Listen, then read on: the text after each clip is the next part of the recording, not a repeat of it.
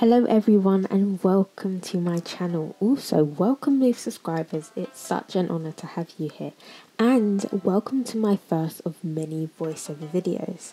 I am Distorted in Dystopia, and in today's video I'll be teaching / showing you how to paint a basic orange using gouache. If you don't know what gouache is, it's a thicker jelly version of watercolour that's way more opaque than traditional watercolour.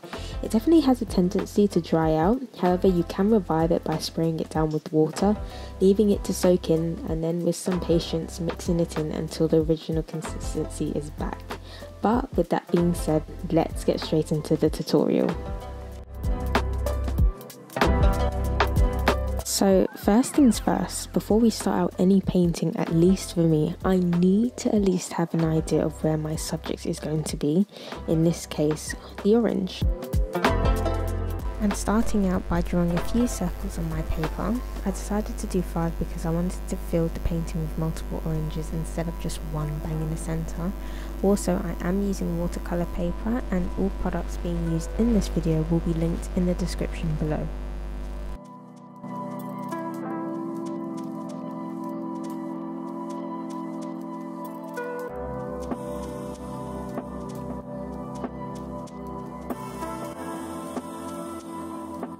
We are finally on to painting our design. So I'm painting my background first because I didn't want to risk getting any of the background colour onto the oranges if I had done it the other way around.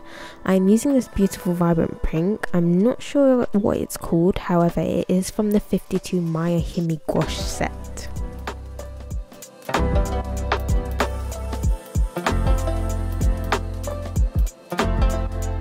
Moving on to painting our oranges, I'm painting my first layer using this basic shade of orange.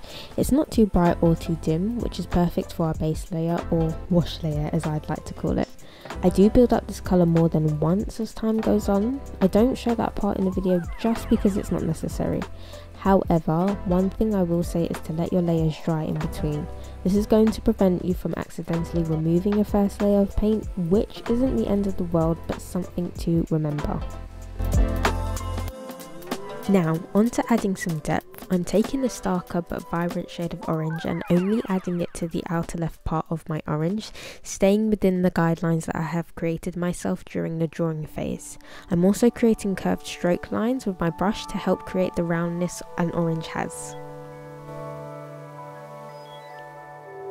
Again, I did this scene completely off camera, but I filled in the stems using a basic green. Then I'm going in with a darker green underneath the stem to create some shading. I do this to both the center orange and the lower left orange.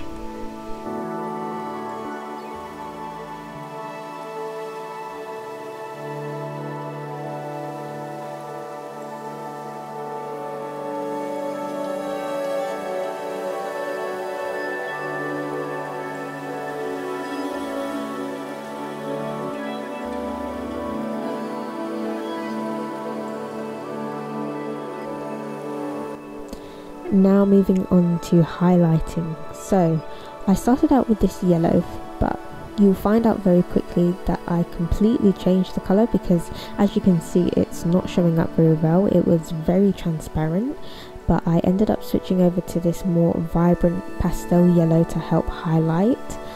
I'm doing the exact same thing that I did with the shading, which is to stick to the outer right side of the orange, which is where the light will be hitting the orange. I'm also keeping with the same curved stroke to once again keep that illusion of a round orange.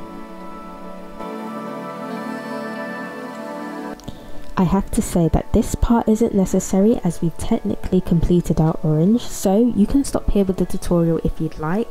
However, if you want to make your oranges pop more, then you're going to want to follow these last few steps, which will take your painting to the next level. I'm starting out by using this dark fuchsia pink colour as our main shadow colour, and I'm placing it underneath the right side of my oranges. I'm then going in with an even darker shade of fuchsia pink and adding that straight on top of our first shade colour. However, I'm keeping the second shade of pink towards the centre of the shadow and only spreading it out very slightly.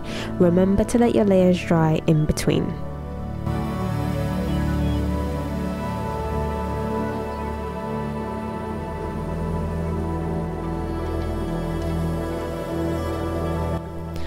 I'm then going in with an even deeper shade and placing a small amount of it in the center of our other 2 shade colors. As you can see, doing this technique has created a shadow underneath our orange.